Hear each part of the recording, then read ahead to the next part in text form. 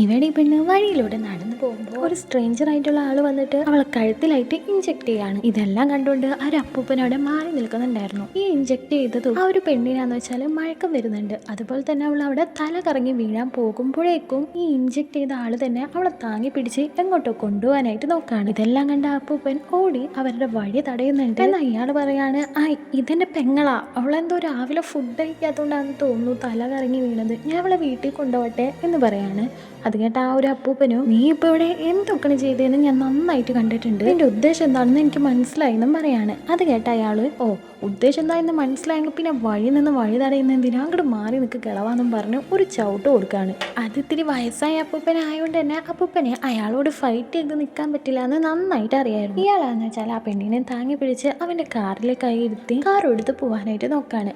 ബുദ്ധി പ്രയോഗിച്ച ആ ഒരു അപ്പൂപ്പനാന്ന് വെച്ചാൽ കാറിന്റെ ബാക്കിലായിട്ട് ഒരു തുണി കുത്തി തിരിക്കുന്നുണ്ട്. അപ്പോഴാണെങ്കിലോ കാർ സ്റ്റാർട്ട് ആവുന്നില്ല.